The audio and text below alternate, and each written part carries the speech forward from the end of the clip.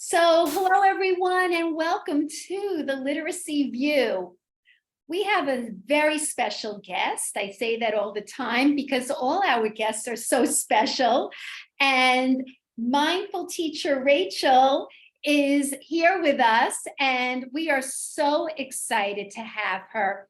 I have been using Instagram, and it's not really my favorite form of social media.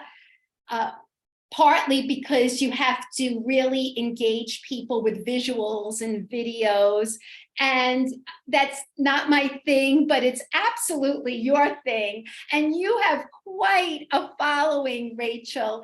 So Judy and I are so excited to hear what you have to say and to learn from you. So what caught my eye was actually your name, Mindful Teacher Rachel. And that's what this episode is about. So we want to learn why you call yourself Mindful Teacher Rachel and learn a little bit about your background. So I'm going to turn it over to you, Rachel. Thank you. I'm so excited to be on this podcast. I am a listener, so it's really exciting. Feels very full circle.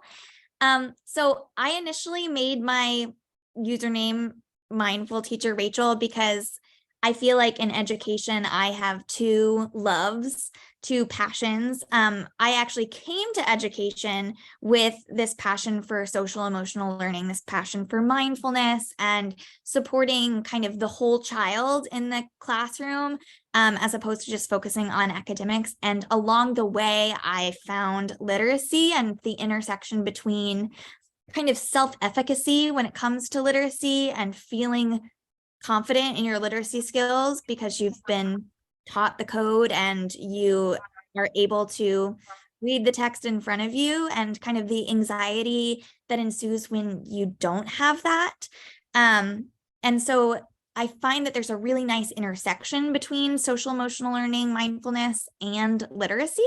And so that's kind of how my two loves intertwine. So when I first started the account, I thought that I would just mostly share stuff about social emotional learning and mindfulness. I was a very anxious child growing up, and that was something that I really needed in the classroom and wasn't always there and wasn't always a part of my like school experience, and I wish it had been. And so when I started to learn about it, in my teacher preparation program, I was like, oh, this is what I want to do in my classroom. These are the kids I want to reach, and these are the, students I want to support and how I want to support them. And I, again, found literacy along the way. And I kind of shifted that so that I share kind of both of those things now. And what I find is great is when it comes to mindfulness, the same things that help me as an adult or me with my family, or that helped me as a child in my own time, are really helpful in the classroom as well and with children. And so it's something that has really helped me as a person.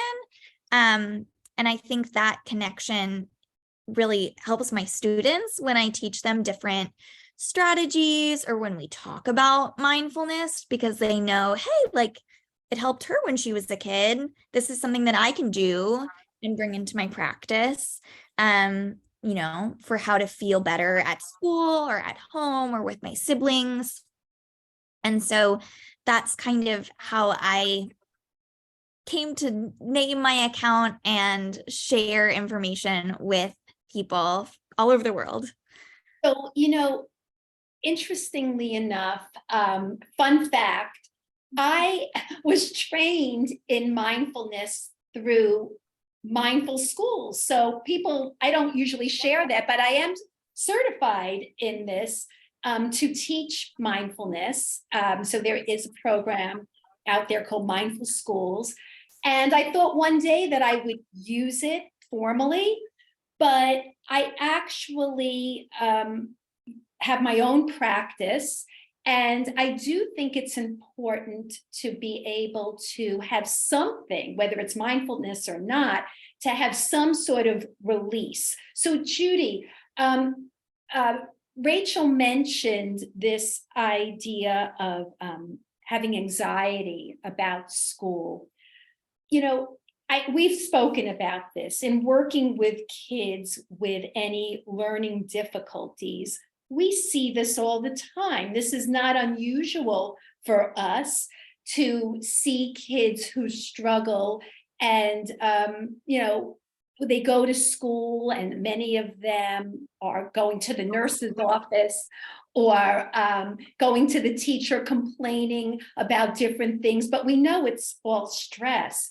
So what do you think about this intersection, as Rachel said, this intersection between social emotional learning and literacy?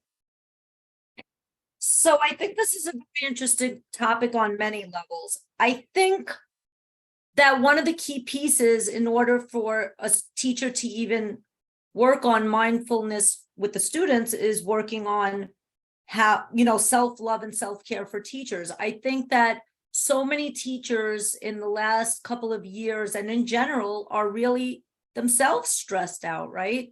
They're worried about evaluations, teacher ratings. Very often teachers are rated, you're ineffective or you're highly effective. We say not to label kids by reading levels, and we've all shifted from that. However, many school systems still label teachers, and that can have a very detrimental effect on self-esteem for teachers, anxiety for teachers. There's so many things that aren't within teachers' control, like even what curriculum their school is using. Some teachers know structured literacy is the right approach, but they are being told that they have to still use, should I say the word, Faith? Lucy, take a shot. So that causes a level of anxiety. No, we play the drinking game every time Lucy. Say my mindful Rachel. We take a drink. So but drink up. Yeah, so teachers very often feel like they have no control. Some schools are so rigid. Thank God I'm in a very happy place right now, so I'm thrilled for me. But I've been around the block for a while. Some schools are so rigid with timing. If your lesson plan is going 3 minutes over and you're not doing what's supposed to be done at that moment, meaning foundations or HMH or Lucy or whatever, you're in trouble, right? Yeah. So I think it's really important when we think about this. The kids are very important, but so are the teachers. So how can we alleviate the stress of teachers and how they're feeling in the classroom? Because if we don't alleviate that burden and that feeling of potential anxiety and depression and so forth, that's going to have an impact on the kids too, right? So good question. I'm an anxious person too. I have to be honest. The way that I cope with anxiety myself is really going deep into work. The more I work with students, so like even after work, I'm tutoring sometimes 2 kids a day, or I'm working on this passion project that I'm doing with Faith, doing the podcast. So my mind is so anxious, and the way that I cope with it, I don't know if it's a great coping mechanism, but is doing what I love. Like when I'm working with kids one-on-one in my garage where I'm sitting right now, that sense of anxiety dissipates. But I think Rachel might have some great tips. And at the end of the day, kids are definitely anxious in classrooms for many reasons too. Some of the kids can't read. Some of the kids read really well and nobody's paying attention to them either, right? So I'm curious to see what Rachel has to say. I'm ready for it, Rachel. Yeah. Well, the thing that you're talking about, this kind of like distracting, I'm choosing something that's going to distract myself. Yeah. It's partially it's part of so many strategies for mindfulness, right? You're taking your mind off of something it's busy focusing on or it's busy freaking out about, and you're putting it somewhere else so that you're really grounding yourself in the moment. And I struggle with that too. I have a brain that's constantly like going crazy. And I would get to this point where I literally couldn't turn off my thoughts. I'd sit there and try and count to 10 and breathe or whatever, and I just couldn't do it. Because my mind was just constantly running. And when your brain is in that state of kind of at, like, for lack of a better word, panic, it's very hard to kind of let in any sort of reason or any sort of like really mentally taxing strategy, right? Like, it's hard to, the cognitive load isn't there. It's being taken up by that panic. It's being taken up by that, all of those anxious thoughts. So it's hard for your brain to be working on other stuff, right? Like a very pensive strategy.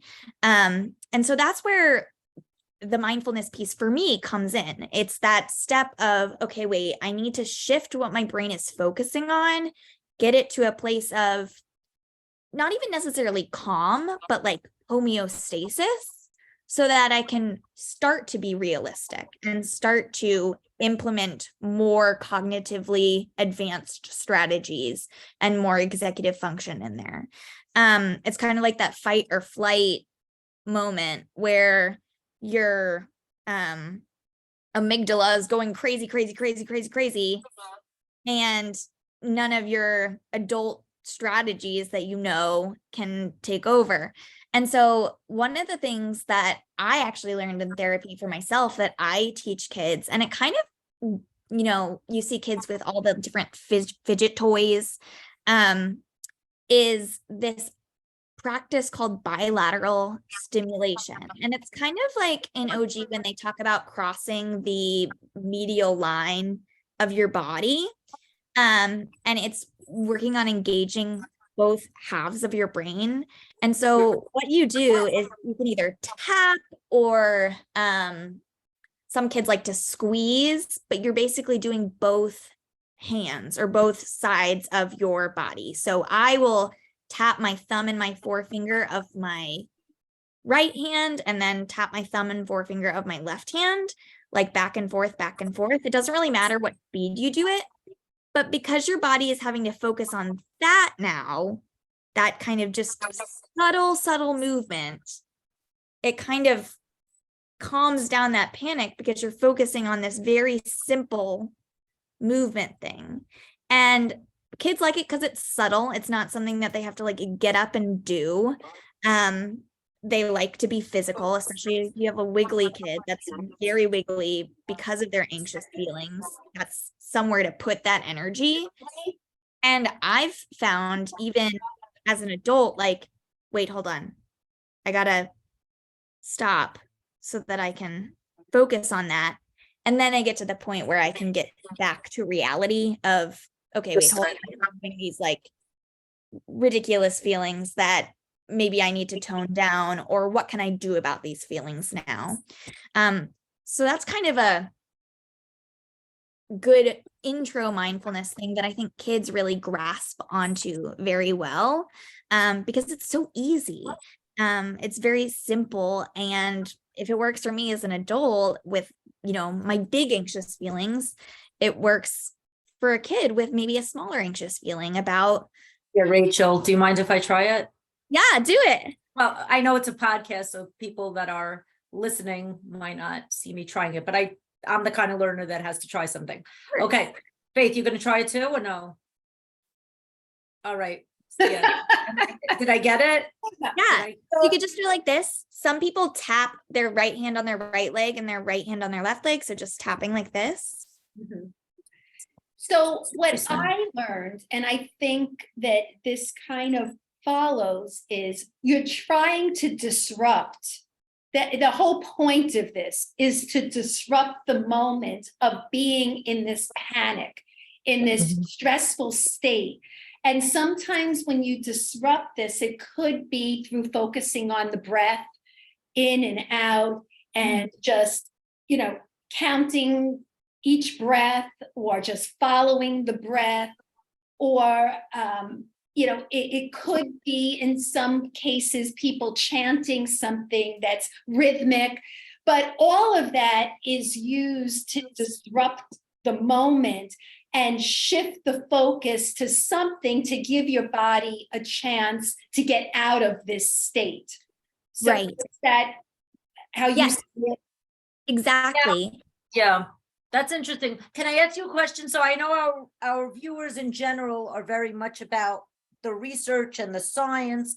Is there research that you are aware of behind this kind of stuff that people can learn more about it from that standpoint? Because I know there'll be like some people that might say, where did you get that information? Is it, does it work? Is it proven? Is it not proven? And does it have to be proven? Listen, at the end of the day, if that's working for your kids, that's something, right? Yeah. So I learned that through a therapist that does cognitive behavioral therapy, CBT. Another thing that I've done kind of in my own journey that was very interesting, very fun, was something called biofeedback, which is still a field that's growing a lot. And there is a lot of research out there that's very interesting to read.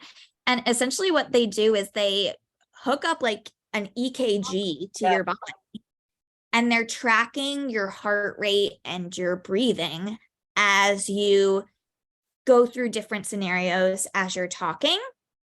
And eventually you get to the point where you can kind of control your heart rate through your breath, which is pretty cool if you are someone who is prone to panic attacks or even has a high heart rate, or you get too winded and something and you need to calm yourself down. And something that they do is they find kind of your ideal breath rate. So for me, it's 6 breaths per minute. So I know that like every 10 seconds, I need to have a full breathe in, breathe out. And so if I'm ever doing kind of breath work when it comes to mindfulness, there's like apps for biofeedback that will like buzz every time you need to breathe. Wow. Or so that you don't have to necessarily like have an EKG hooked up to you. But there's also different like games you can play with biofeedback with kids, where it's like you're trying to like jump on the lily pads, and the way you land properly in the middle of the lily pad is by timing your breath the proper way. And so that is a really cool field of research that I had no idea about before I went to, I think I first did that at like the University Counseling Center where I went. They were doing like some more studies on biofeedback, and they were like, we think you'd be a really good candidate for this because you already know a lot about mindfulness and have a mindfulness practice. And so is this something that you want to try? And I was like, sure, this sounds super interesting. I was like always the student that wanted to be involved in the psych studies. And I was like, I can't wait till we get to the end so you can tell me what this is all about. But so that was a really fun practice that I was like, wow, this has a lot of research behind it that you can meaningfully explain to people in kind of lay terms. Like it makes sense that when you have more meaningful control of your breath, your heart isn't going as wackadoo. Like, I mean, when you go running and you're breathing better, your heart rate stays down more. So it's kind of the same thought there with like exercise, which people use as a release as well. So that's something that you can really dig into the research on. Biofeedback is super, super, super cool. And there's lots of apps out there for like being able to practice that breath work, because I used to hate when people said, just breathe. And I'd be like, but how? Like, I can't catch my breath, or like it doesn't feel like it's doing anything. But once you kind of know, usually for people, it's between like 5 breaths per minute and 7 breaths per minute. Like it's somewhere in that range.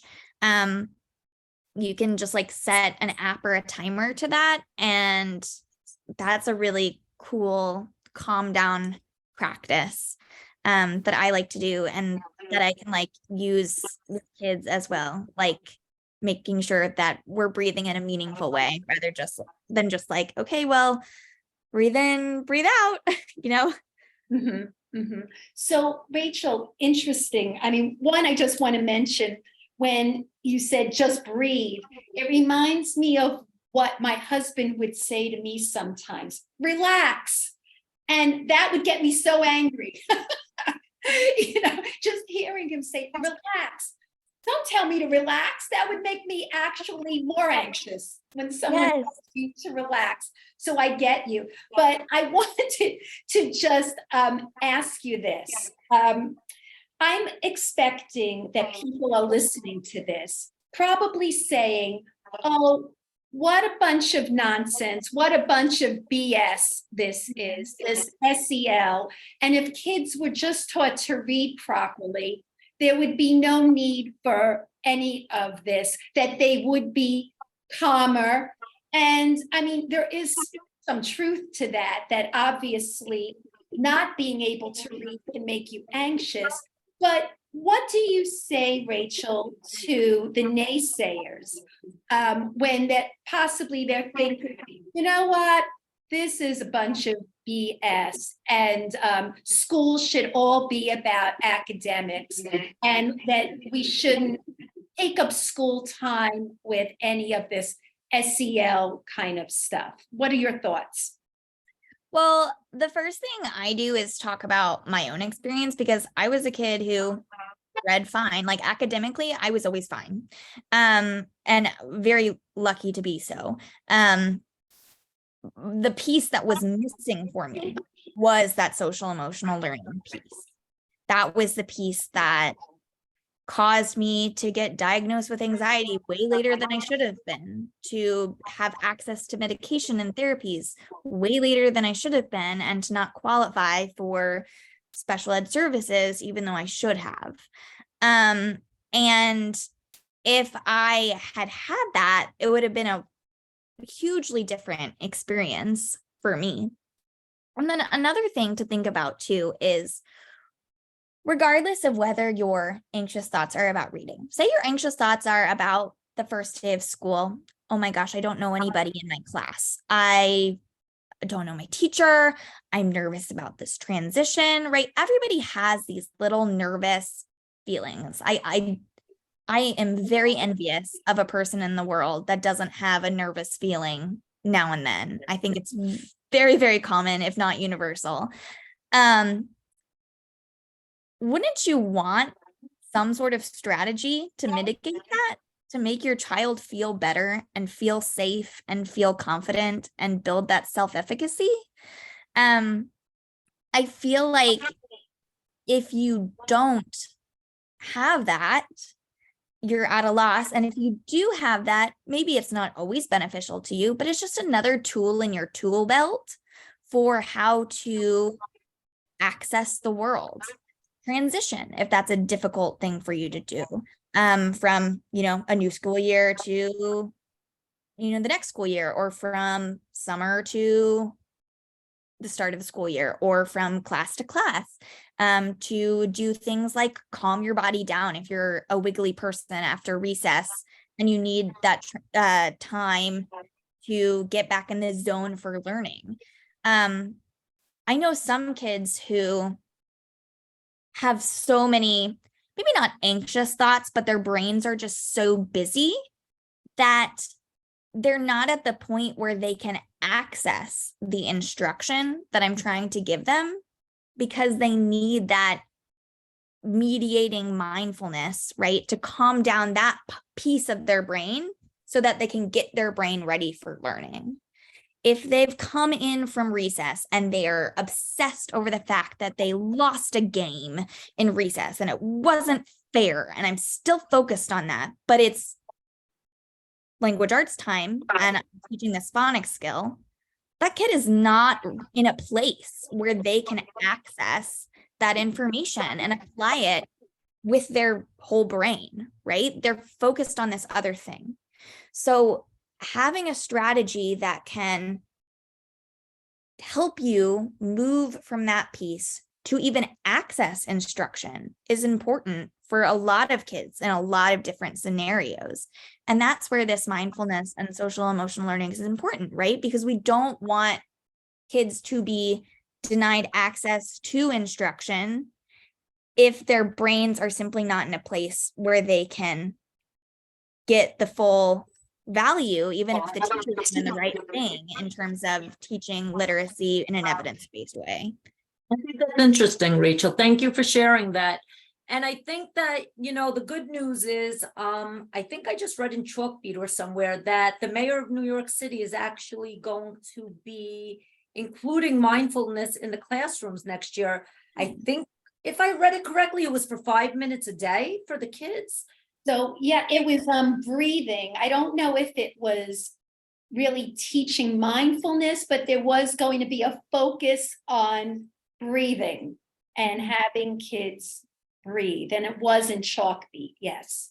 Yeah, and I think that that's definitely on people's radar. And, you know, for some kids, it might be reading problems, but for some kids, some of them are perfectionists. They can't write something, they sit with the eraser, they're erasing a million times. Then there's the kids and the teachers that are people pleasers, right? You just want constant good feedback. You constantly don't feel good enough. How do you learn how to cope for that?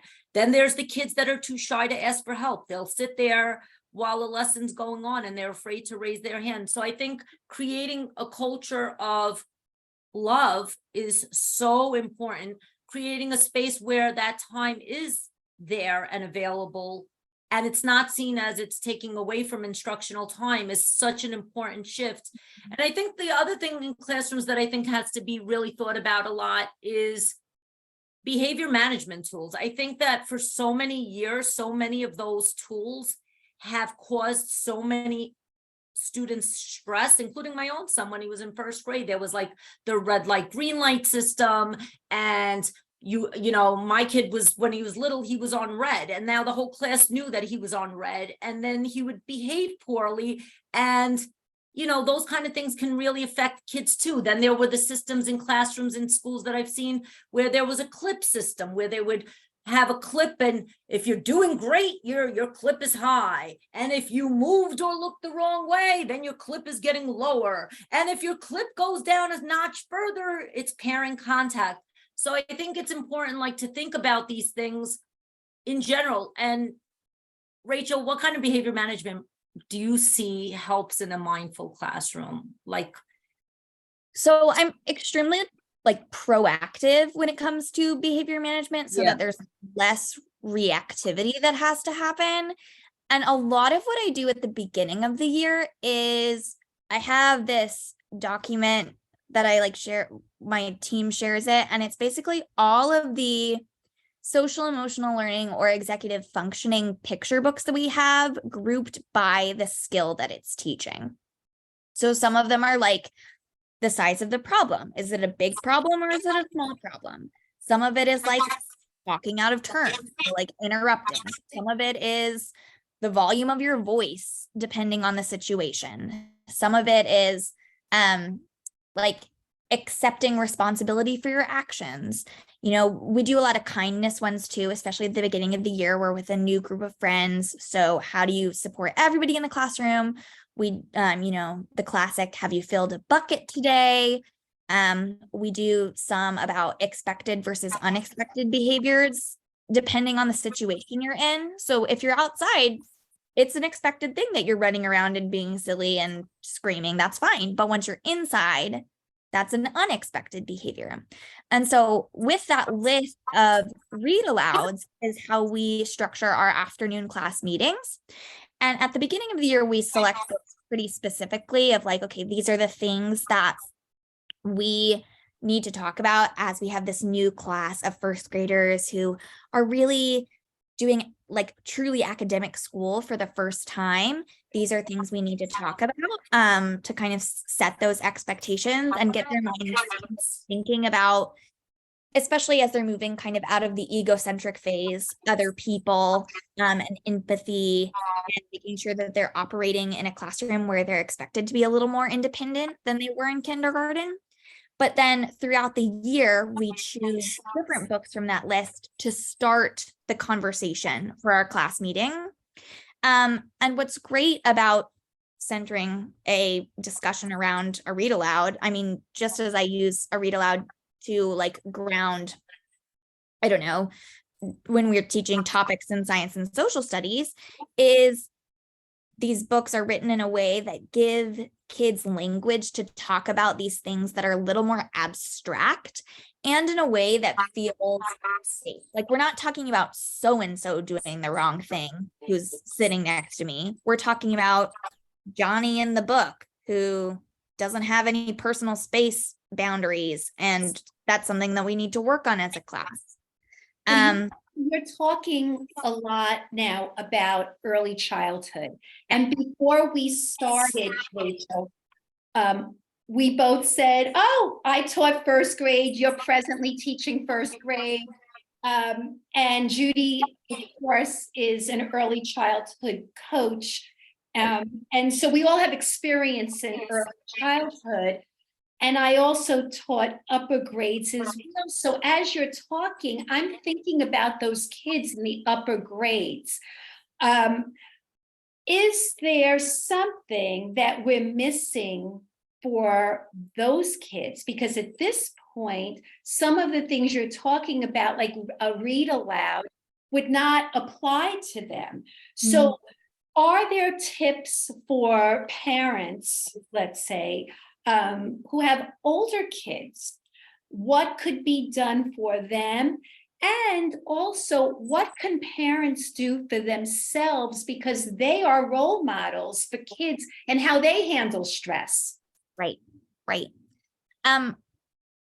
So I teach at my school. In addition to first grade, I run the after school theater program, which is 4th through 8th grade.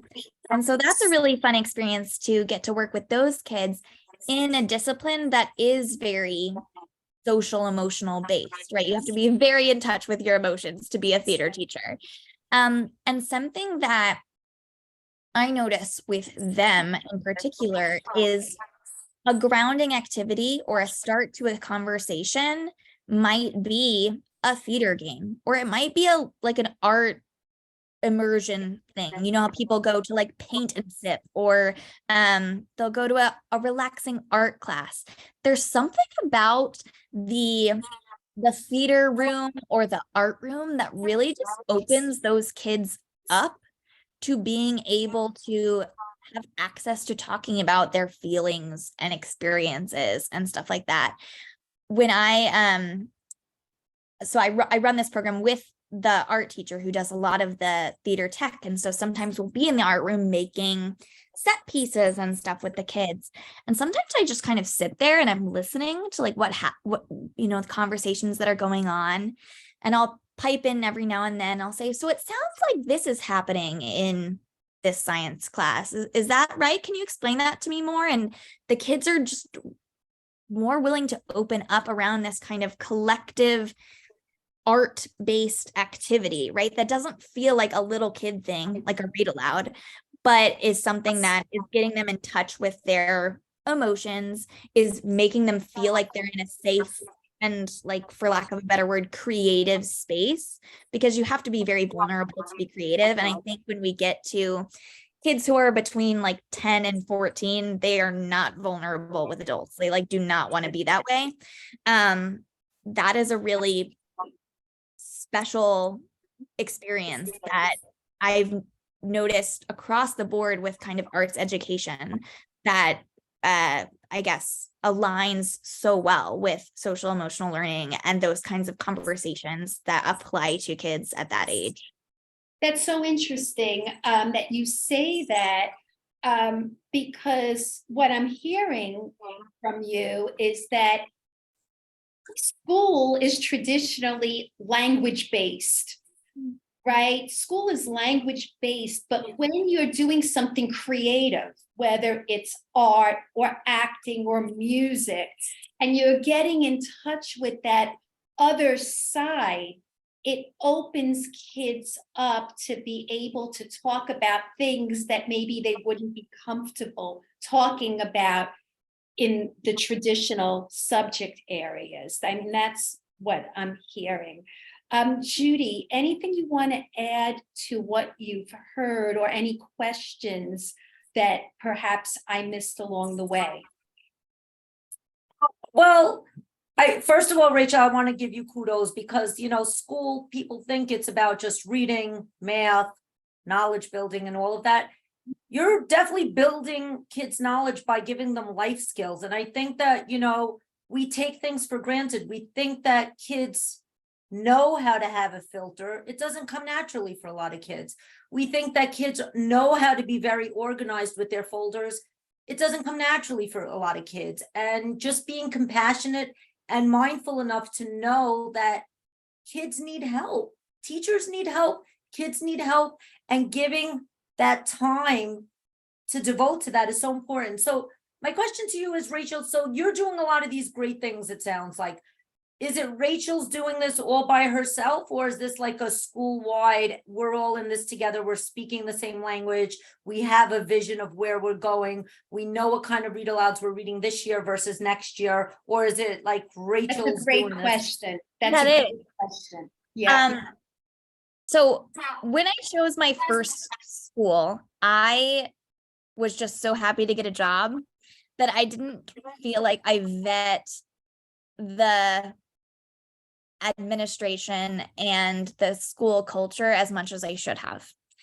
And so my experience was not that great. And because my experience was not that great, my students' experience was not that great. I was really limited. I was in a really rigid environment. I was using a curriculum that I knew was not evidence-based, but I had to get the data. There wasn't a lot of time for social emotional learning and mindfulness, even though the school like wanted that to be a thing. And so when I knew I was leaving that school, I was very intentional about the school culture that I wanted to be a part of, from a literacy standpoint and from a social emotional learning executive functioning standpoint. Yes. It makes And total sense. Yeah, and I think that a lot of pre-service teachers are so happy to get a job anywhere, which like it's hard to get a job, right? It's a challenge. It's putting yourself out there, and there's like a lot of rejection there. That they're willing to, I guess, give up some values because they just want a place, or it's more convenient. And of course, not everybody is privileged enough to have a situation where they have a choice, whether it's because of like where they live, or it's because like I have to be in this district because they pay the amount that I need. But if you can choose an environment for yourself really intentionally and ask those questions when you're interviewing, like people who are interviewing love it when you ask really in-depth questions, because it shows how thoughtful a candidate you are. That can give you a better idea of the situation you're getting into and how you can help grow that program. So I have like set very little of this up all by myself. I created our spreadsheet of social emotional books, but like our school had a lot of those. I was just putting them in a spreadsheet and organizing them by skill set, right? And the fact that my school supported me in allowing me to do that and jumping on to make it a team-wide thing was a really big deal. Some schools would not allow you to take on that role, especially as like a young early career educator. And so I think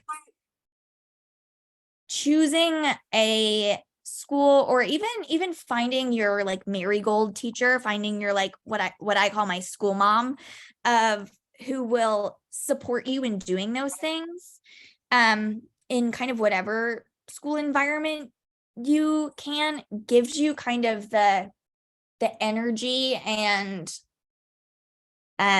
direction you need to be able to start implementing those things and feel like you have the self-efficacy to make a change. If the school doesn't necessarily have that system started out.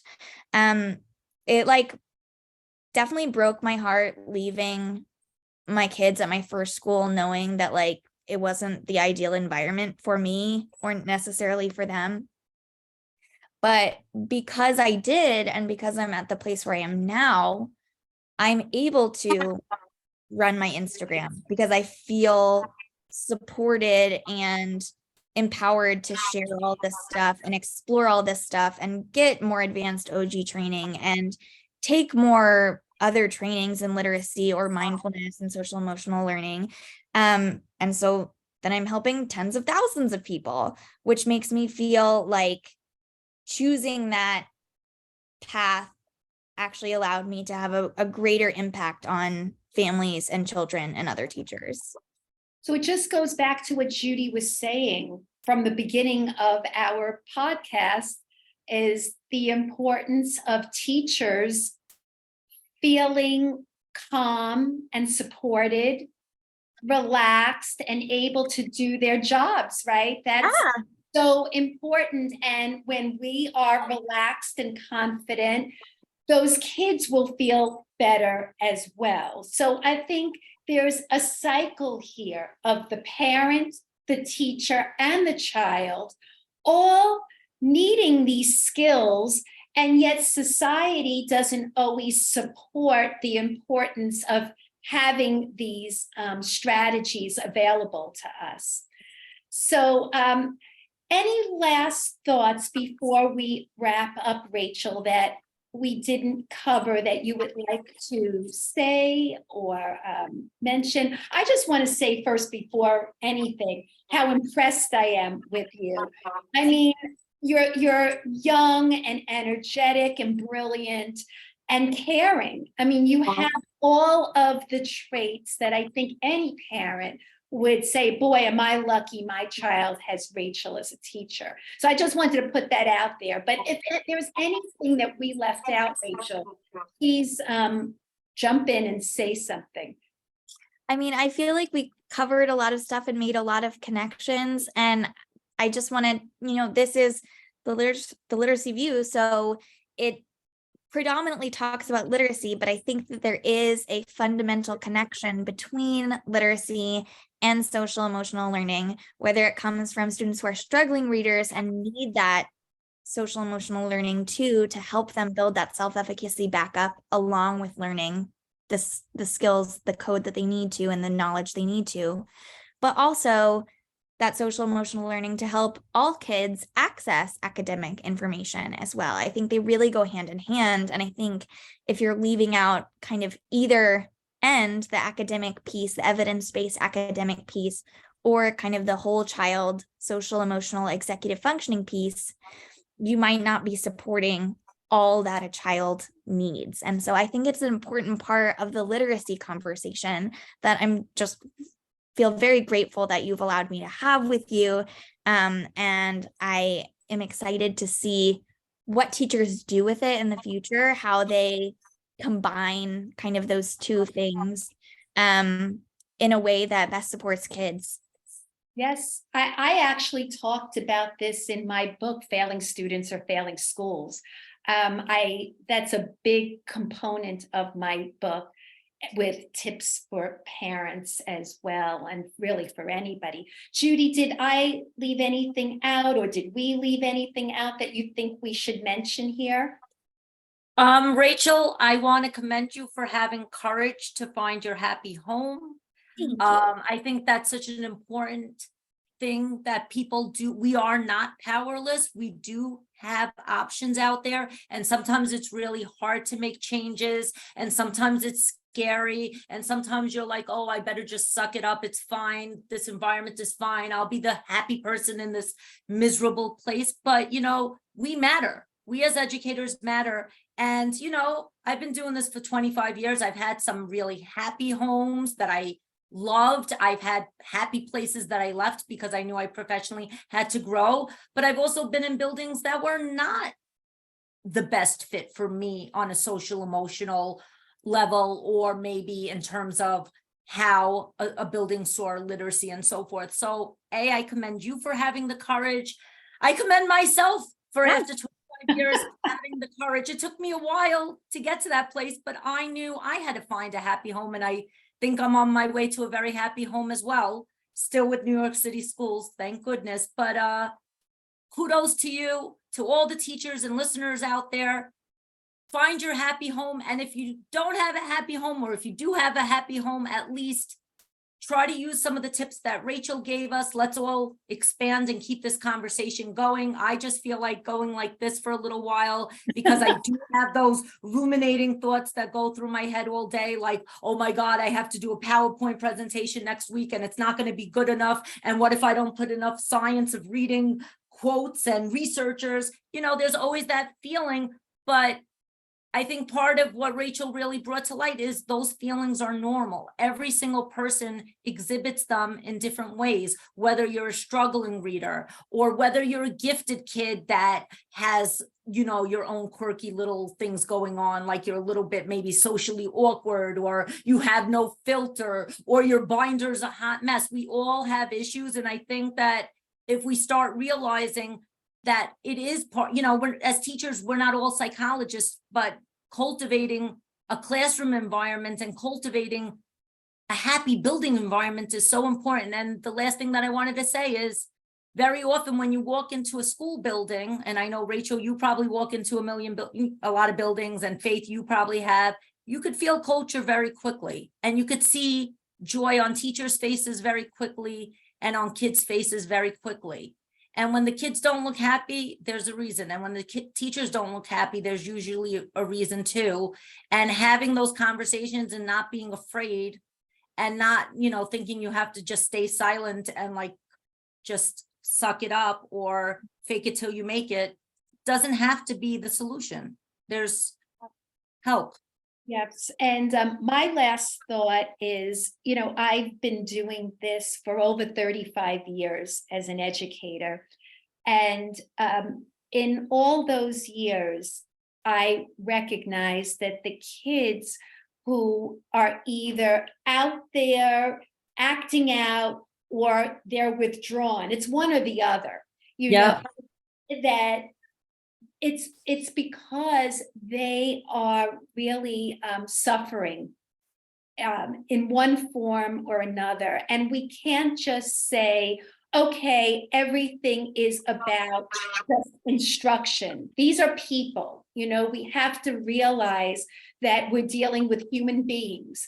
And I think what's getting lost in this science of reading conversation is that there's a whole school day. It's not just about teaching this one subject, and we have to recognize the importance of people's emotional state. So thank you for joining us, Rachel. And people could follow Rachel on her Instagram, which is Mindful Teacher Rachel. She's also on Twitter. I forget your name on Twitter, Rachel. Mindful Teacher was like taken, so I think it's teacher or Rachel something. Let me look it up because I forgot it. You know what? You can always give it to us. Put it in the show notes. You can email it. Yes.